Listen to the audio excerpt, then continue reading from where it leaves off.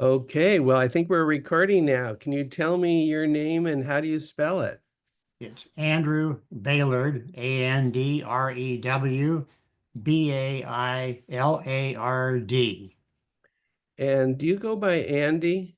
I go by Andy. Yes, very good. Well, let's start off with I'll tell the date to the camera. Today is January 8th, 2025. What year were you born in, Andy? 1937 in Carpinteria. Wow, in Carpinteria. Yes, So you've seen a few things change in your time, huh?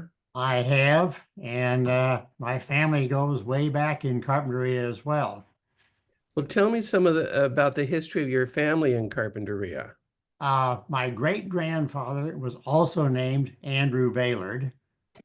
He came from Germany to the St. Louis area, uh, got on a covered wagon, came to California, met his wife on the wagon train, settled in Half Moon Bay first, and then rode his horse down to Carpinteria and settled in Carpinteria in 1868.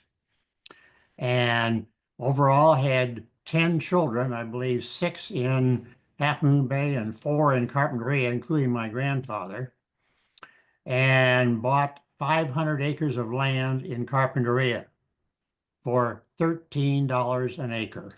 Wow. So that's kind of where, so he had 10 children. They were all in agriculture and all that sort of thing. So he had a big family to work. Well, and what cities have you lived in other than Carpinteria? Okay. One would be Santa Ana, California. And my wife was from Santa Ana. And we lived there for about 38, 39 years, I believe. And all three of our children were born and raised there, went through schools in the Santa Ana area, and then moved back here to Carpinteria in 2002. And what caused you to move back here? Well, one, I grew up here. I had roots here. We also have a family avocado ranch that's been in the family, part of that original 500 acres from the 1800s. And I'm the fourth generation in the family. And I wanted to be back up here. I'd love to live here anyway, and to manage the ranch, keep it going because we have two more generations beyond me that are in place to come forward. Well, very good. And what did you do for a living when you were in Santa Ana and then here? Well, I guess one of your questions was, what did I think about doing when I was younger? Yes. And first answer to that is, well, I wanted to work in agriculture because my parents, my uncles, my grandfather were all in agriculture up here in Carpinteria, growing lemons and avocados for many, many years. But then what happened was I decided I wasn't quite ready for agriculture. I went into a business finance field where I worked in the trust and estate planning field for a good 40 years, helping people set up their estate plans, working with their families, their assets. I'm not an attorney, so I didn't do the legal part, but just working with families with all their issues. So that was what I did. And then I came back up here at Carpinteria in 2002, and I've been running the family avocado ranch since 1990, actually.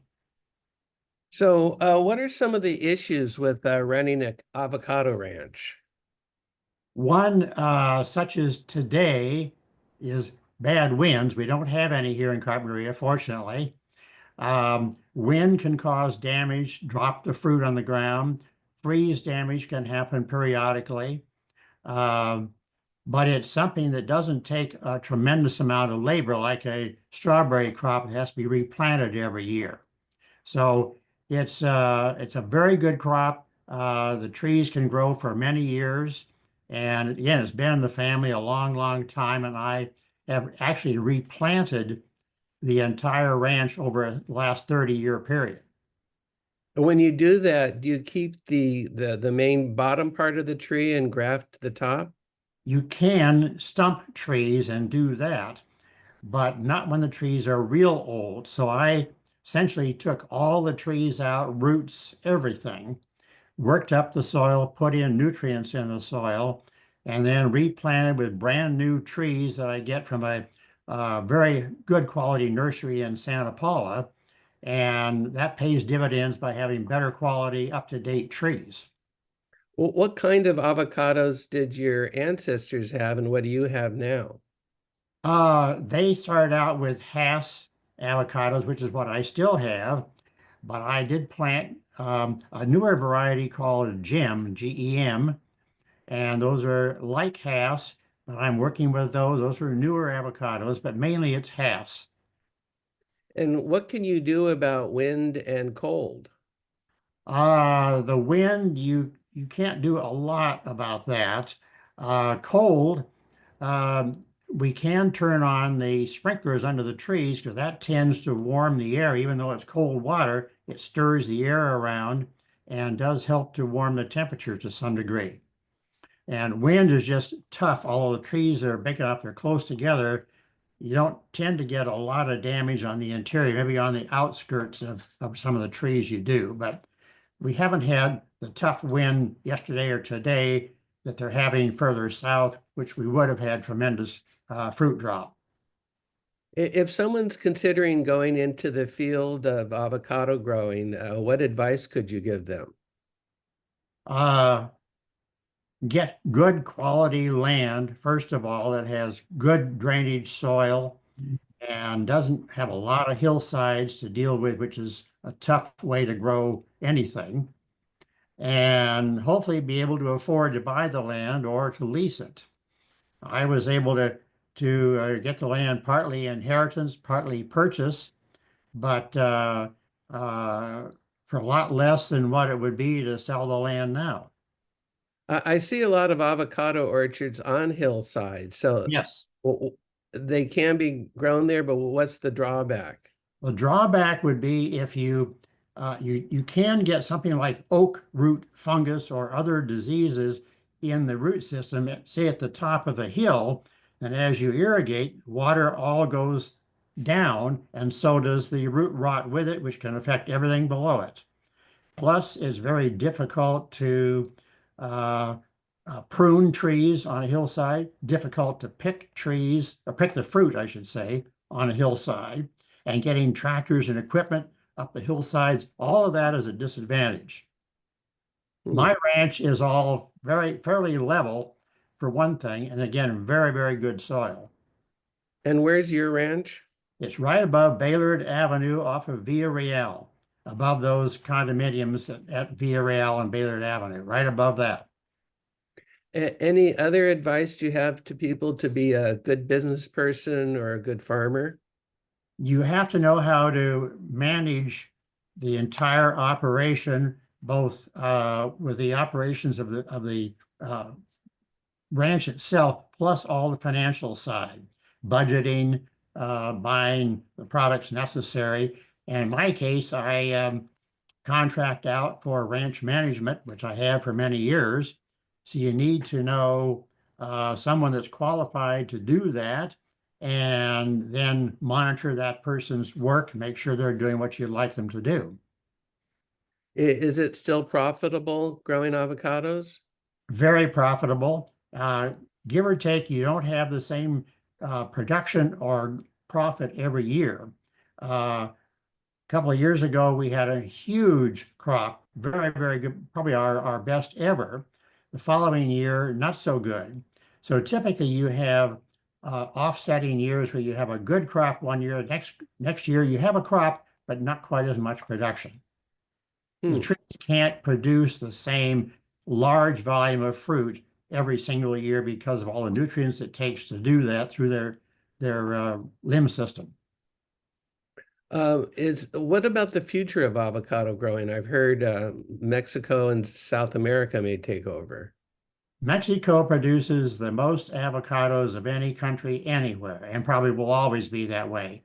What they're up against are a lot of the gangs in Mexico that are trying now to take over the ranches that Mexican growers are using or own to take over for their own purpose. So they've got a lot of very difficult problems down there. But a couple of South American countries import have for a long time to this country, such as Chile and Colombia, and their fruit is not as good. Mexican fruit is okay because it's closer to the U.S. and to California, but the South American fruit has to be picked early and put in storage on a boat, shipped it up here, and then goes into the marketplace. So the oil content isn't mature, the fruit's not mature, and therefore the taste is awful. But Mexico is still going to rule the volume total, but California, I think, has the best quality. I know a few years back, a number of the local growers changed their crop to cannabis. Any thoughts about that? Oh, yes. I've been opposed to cannabis from day one, if you really want to know. Um, And I think that partly cannabis wanted to come in to take over a lot of the area of avocado growers and lemon growers in the area because they thought they had a better product. They did not like having avocado growers spray for one insect, which we've had to do by helicopter because it sprayed, they thought, their crops and killed their fruit, I mean, their plants. But I think they're finding that there's way overproduction of cannabis now, and way too many permits were considered for carpinteria in particular. And I think now a lot of those producers are losing money. And they were finding a lot of it in forested areas grown illegally by immigrants or whoever was doing it illegally. And they've had a lot of that to put up with. So I'll stick with avocados. But do you predict in the future, though, maybe in 20 years, the cannabis industry will kind of level off and be profitable? I think some of it could be profitable, Larry. I think avocados are going to be here for a long time in comparison. Sounds good. Yeah, I was asking you lessons learned or advice to people growing avocados. How about in general, advice to young people getting ahead in life or being happy and successful? Any advice? Well, a few lessons that I guess I've learned and I try to continue with is being consistent with whatever I'm doing and very dependable in working with projects, with what I'm doing with other people, with whatever I'm asked to do, and also to be very organized in everything I go forward doing, either with myself or with other people. So those are kind of traits of mine, but also lessons I've learned to continue going forward. And I think that's worked well for my family. They seem to be very dependable, organized, and trying to implant that with their children as well. Can you tell me the names of some of your family members and a little bit about them? Yes, my wife's name is Carol, Carol Bailard, and she and I have been married for 65 years. Wow, congrats. Thank you. That was this past June. And she's also a great wife, a great mother, a grandmother, and a great grandmother. So she's really good at all of those. And been delighted to be married to her. How, how Uh, did you meet her? well, I met her at a small college in Illinois. She was from St. Louis originally, but came to Santa Ana, I think, about age 3. But we met in Illinois and then uh, married in 1959. So, but she's as I said, a native of Illinois, but I let her know that I'm the native of California in comparison. But at any rate, um, then our daughter Karen Edson, that's Kerenedson, and she has been for some time managing the operations of her church in Texas, in Keller, Texas. She went to and graduated from University of Colorado, and she and her family live in Texas, and she has three children. Have a son, Brian Bailard, lives here in Carpinteria, and he's a business consultant, has been for a long time. Went to Stanford University undergrad, has an MBA from Harvard, and lives here in Carpinteria. Younger son, Jeff Bailard, Jeff, and he is an investment banker with JP Morgan, New York, but he's operating out of Los Angeles. And he uh, he lives in Hermosa Beach. He graduated from University of Washington and has an MBA from UCLA. And those are our three children. And I don't know, you want to get into any others or Well, how about your parents? my parents, my father, born and raised in Carpinteria, as His was na- his name? his name was Gordon Bailard. My first name is Gordon also, but he used Gordon. Our initials are the same, GAB. He was Gordon Allen Bailard. I'm Gordon Andrew Bailard. But I always use the middle name or Andy. But my father was born, raised here in Carpinteria. He was in the agricultural field essentially his whole life. I was born the end of 8th Street, and we had a lemon ranch there, and he ran that and did other things in agriculture. My mother, born in Santa Barbara, and she was a teacher and then mother. So they're both gone, of course, but those were my parents here. Your mother's name was and her maiden name? Edna, Edna, Blake, Blake, Bailard. Nice. Um, well, let's switch gears a little bit and talk about food. Food's Okay. always of interest to people. What are some of the foods you ate growing up, and what's a typical breakfast, lunch, and dinner now? Oh, foods growing up. I guess we had fish, we had pot roast, we had bacon, eggs, the usual ice cream and uh, hamburgers and all those things at that time. I guess now um, I love beef fillets, like different kinds of fish. Um, I don't know. Sea bass is one. I like a stroganoff dish. Those are just some examples. Um, Breakfast items would be, like bacon, eggs, cereal, smoothies. Lunch could be salad, sandwich, soups. Dinners would be beef, chicken, fish, vegetables. Soup also could be a variety of those things. A lot of different foods over time. I didn't get into exotic foods at all. My brother did more of that than I did. Nice. Did you do any fishing, freshwater or saltwater here in town? Only when I was a young kid, I did some fishing. I tried the ocean, that wasn't any good. I did fish off the Santa Barbara Pier. Hmm. It's probably the only place I did.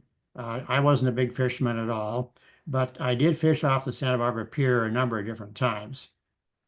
Well, what are some of the things you did in your pastime as a kid for fun or whatever? Well, I in going through school, I was in sports quite a bit. I went through all the elementary schools in Carpinteria. Not Aliso, but the main school. I was in that school from kindergarten through the 8th grade. I was in the high school, which is the current middle school on Carpinteria Avenue. That was my high school. And I never was in the current high school up on Foothill. But activity-wise, I was in football, high school, track, a little bit of baseball, and 4 years of basketball. And the Russell Cup track meet, which is well known all over, I was involved in managing part of that as a student manager. I ran the student store in high school, uh, gave it the first profit they'd ever had in many years, and built that up to a profitable business for the school. Um, I guess that was some of the things I did. Well, and obviously you didn't have cell phones and maybe TV when you were very young. What other ways would you entertain yourself?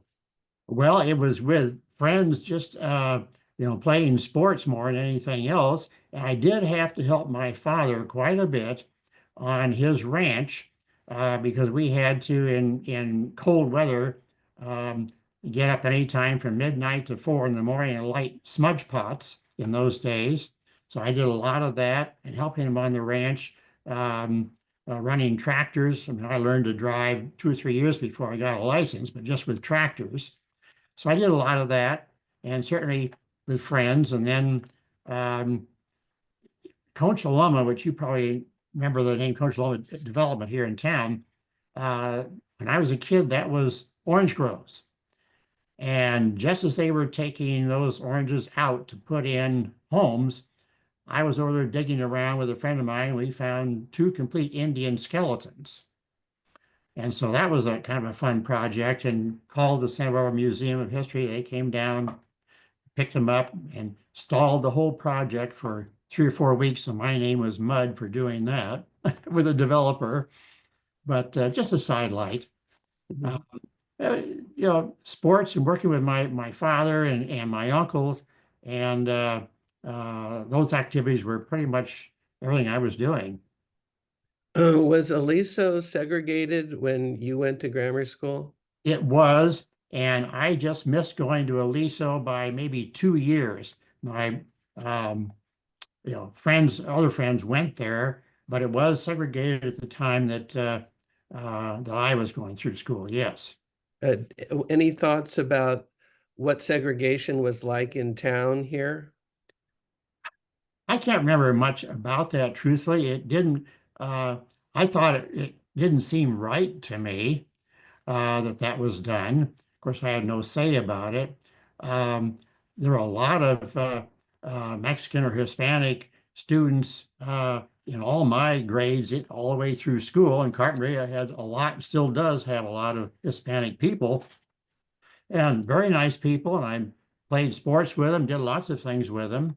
So I was, I guess, kind of concerned that that really happened. Gotcha. Well, how about this question? What are some of the memorable life-changing moments in your life? Question number 9. Okay. One certainly was our wedding. That was a big part of my life early on. And And well, what was the wedding like and where was it? it was in Santa Ana, 1959. And it was just at a church in Santa Ana. We didn't belong to the church, but um, Carol was from Santa Ana. Her parents lived down there, and we had a lot of friends there. She went to high school in Santa Ana, so she had friends in the wedding. I had some friends, so it was a nice place to hold the wedding. We had a nice reception there, and family and friends. And then certainly the births of our three children and all of our grandchildren and great grandchildren were kind of exciting in their own right. And we were at a Angel baseball game one day and got called out by uh, one of our grandchildren was born, and so just one of those events we had to take off, and that was fun. Um, Kind of an unfortunate event was the death of my younger brother. Um, he died in 2010, a serious, heart operation. But he he spent uh, 22 years in the U.S. Navy in the top Navy band in Washington, D.C., playing the French horn. So he was quite good at that. So that was kind of his background. So he was about 6.5 years younger than I. Hmm. How old are you now? I am 87. And any thoughts on how to live a long, healthy life? Well, um, my wife is a big help with that because she's very good with her nutrition interests and information and eating well and uh, being close to family and friends and not doing anything too exotic, but enjoying life for the main part. Um, there were a couple of other memorable events while I'm thinking about it, I can mention. Sure. One was my uncle's name was Donald, or we called him Dude Bailard, and he died in December of 1990 when we had one of the worst freezes in California history. And he had managed our family avocado ranch for 50 years. And I had to jump in immediately and take over the ranch with no preparation from his standpoint at all. He thought he'd be around another 50 years. So that was kind of a memorable event for me. And then kind of a out left field event. Uh, I was I was in Korea for a year during the Army, and when I was there, I went to um, Panmunjom, which was right in the DMZ between North and South Korea, where they used to have the peace talks many years ago in 1962. And they had a building there for that meeting, which had a line down the middle with North Korea on one side, South Korea on the other. I decided, which I wasn't supposed to do, to step across that line by a foot. So I can say I was in North Korea by 1 foot. I also took a picture of a North Korean guard, which I was not supposed to do, got him lowering his rifle towards me, and I was hoping I didn't start World War III, but it didn't. That's good. That was kind of a memorable event for me too. Those are fun recollections. How about what were some of the big news events in your lifetime? Okay. One was definitely the Cuban Missile Crisis in 1962. I was in Korea. That was a huge event that could have affected the U.S. And other neighboring countries if they had let those missiles go. We were put on red alert for 4 or 5 days. We were only 7 air miles from North Korea, where I was stationed. So that was one thing. Then the Kennedy assassination, 1963, was a big event. I had just gotten out of the Army, and we watched that on TV, so that was pretty memorable.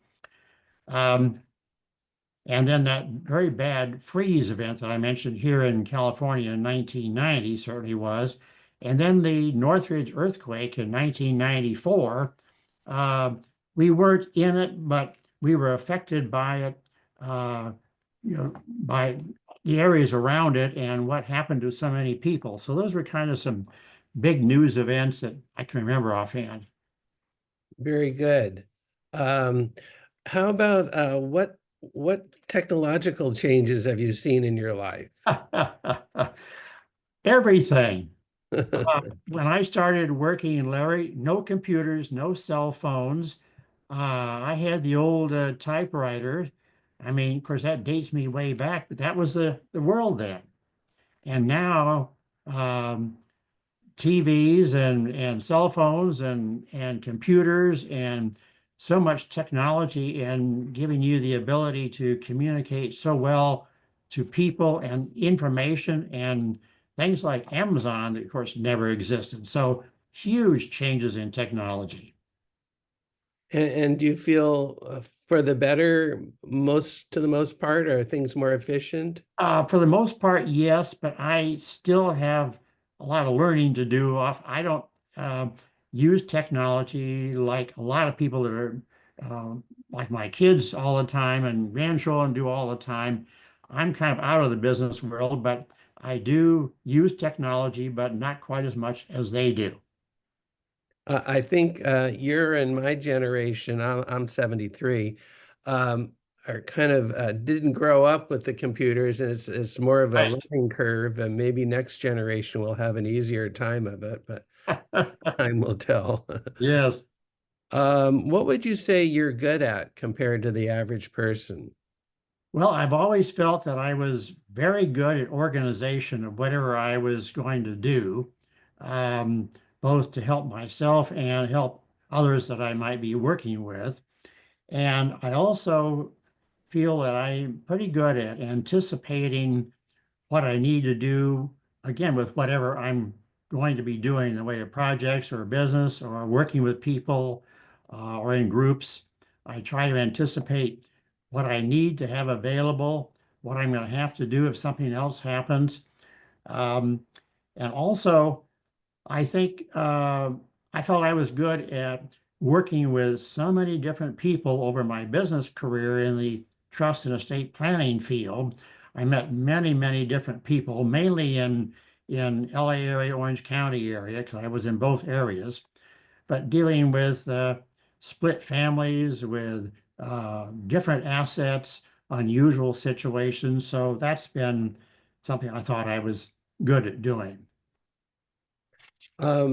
Any tips on how to be organized and well, and anticipating problems? Is that a matter of thinking in your mind of everything that could happen and then being prepared for it?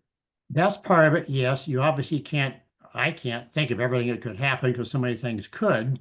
But I think if you can anticipate um, certain things that could take place that you need to be prepared for, and that helps. If you're in a group or on a project, to try to be able to anticipate what the group needs that you can provide, or what the group doesn't, what the group has that you can use. So it goes both ways. But anticipating and being organized to me are two very important things for people to be able to do if they can. And being organized, is that a matter of making lists, or how would you say, what are the processes? Both. I do make lists. It's easy to forget some things or somebody, and I get a little bit detailed at times, but I think it helps me tremendously to make lists. So, I mean, maintaining a home and all the things you have to do for a home, for my ranch, all the things I have to do for the ranch, business, financial matters, keeping track of those. That's both organization and anticipating what I need to do 1, 2, 3, 5 months down the road. So And I do make lists for a number of those things. do you have to-do lists, I and do. where do you Yes, where do you keep them? those are on my desk every day. Well, and if you're out and about of thinking something that you need to remember to do, how do you remind yourself to put it on your list? I usually make a note. I've got a pad in my car. I do that. Got a pad and pen always available. Nice. My to-do list now is I email myself, and I always keep it as unread until I do it. Sure, good idea. Um, well, tell me a favorite book, movie, or candy or anything. Well, candy would be See's candy, no question there. I grew up with See's candy.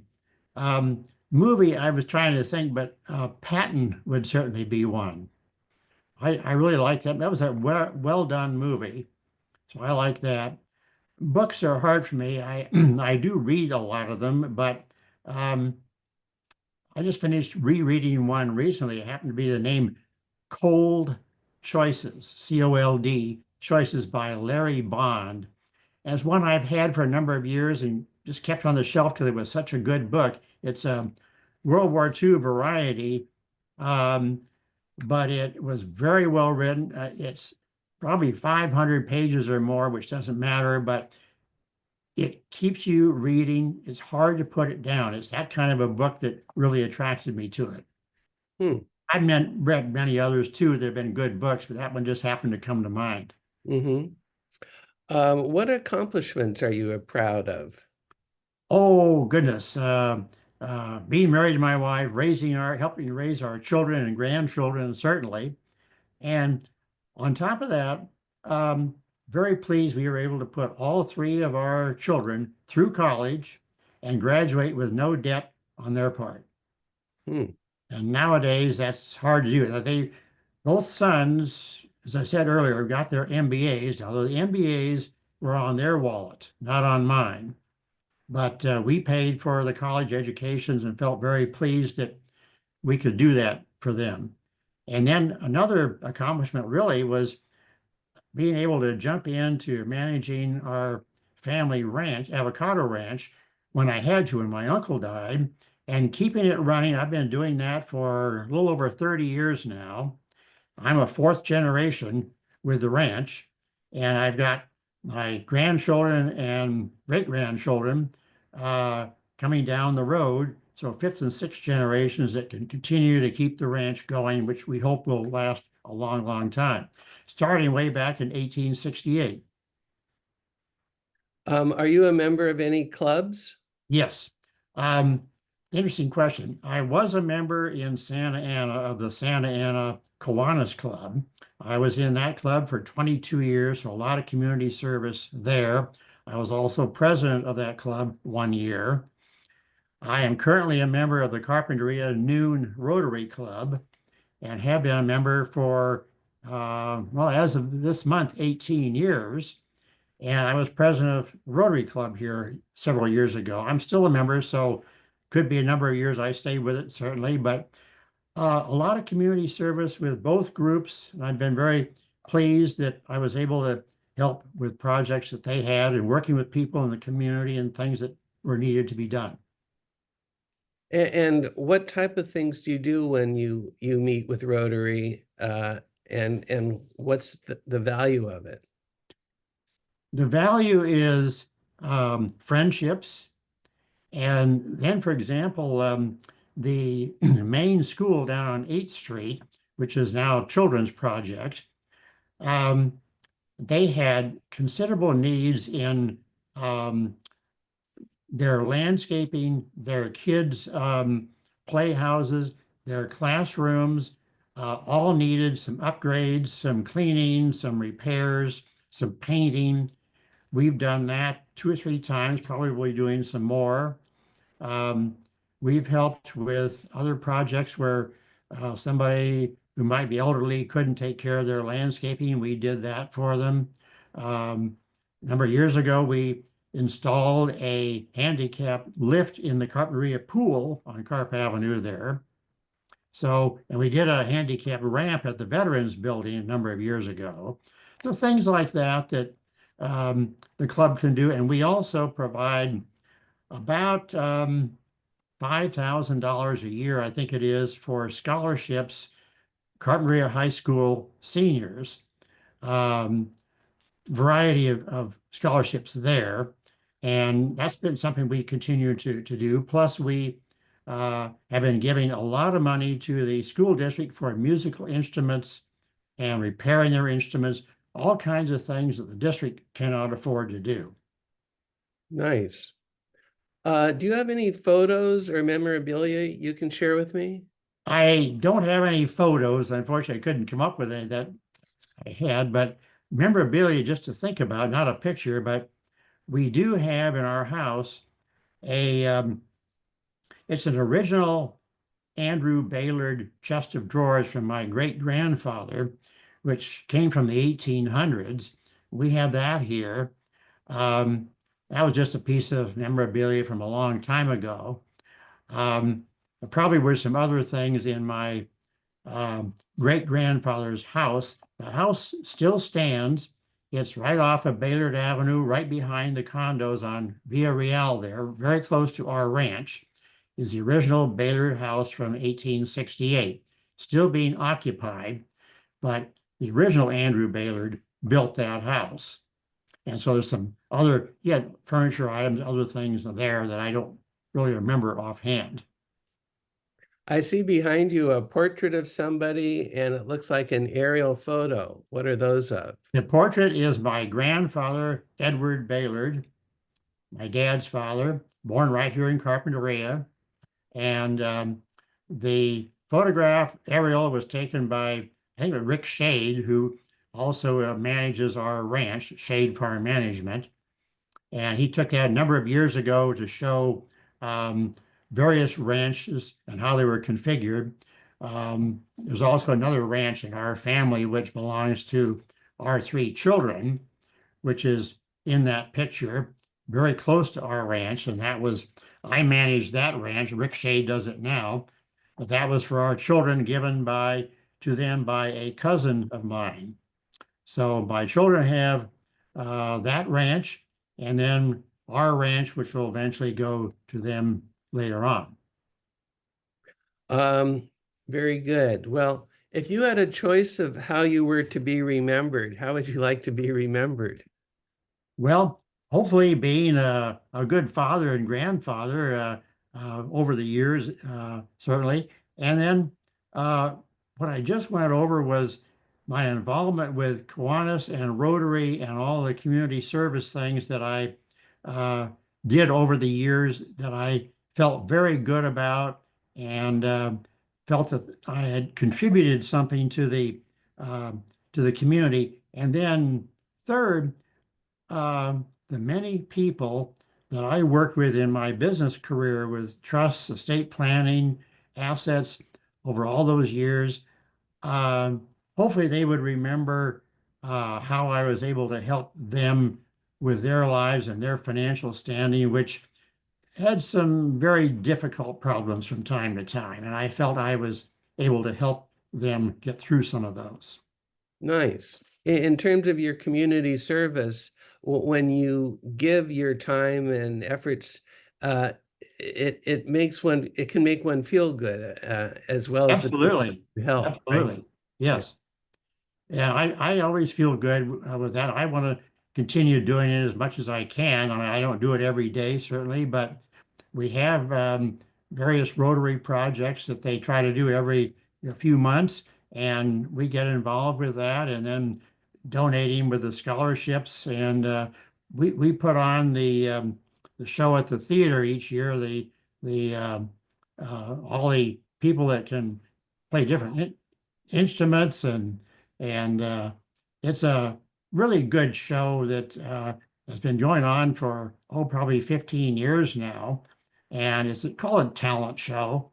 And John Palmentary has always been the MC for us, and we usually can get somewhere between I don't know, maybe 50, $60,000 or more out of that we contribute to the schools again for the music programs, for scholarships, other things. And we have a Rotary Foundation that's built up so we can use essentially the income for these various things that we want to do, but keep the principal growing so we can use it for a long, long time. Very nice. Yeah, the talent show's been great. Uh, is there anything else you'd like to say or talk about? I don't think so offhand. I think I covered a lot, Larry. Very nice of you to do this. I'm pleased in talking about it with you. Uh, I guess um, interesting background for me going back with my great grandfather coming from Germany and coming all the way to California and all that routine. That was kind of an interesting background. My son Brian Bailard wrote a Bailard family book and put all this history together because there were 10 children they had, and that's 10 wings of the Bailard family. And I'm only in one of them. Is that book available anywhere? Is it like at the museum? I think I can get, I forgot how he did that, but he can get a link where that could be obtained, I believe. Okay. And I'll see if I can have him. He's in out of state right now, but when he gets back, I can ask him and see how I can get that to you. Okay. It's a very, very well done book. He did an excellent job with that and has all the births and deaths and information on all the chains of the families and all the cousins. And it's just huge. Great. Well, that sounds fascinating. Well, thanks so much, Andy. Is it okay if I share this interview with others? It is. And how do I get a copy of that to share with the family? Yes, I afterwards I'll email you a link to the interview. It will be on YouTube, and Okay. then you can share the link with others. Okay. That'll be great. I appreciate your time very much, Larry. Enjoyed it. Well, thank you, Andy, and best wishes for the new year in 2025. Thank you, and the same to you. Thank you very much.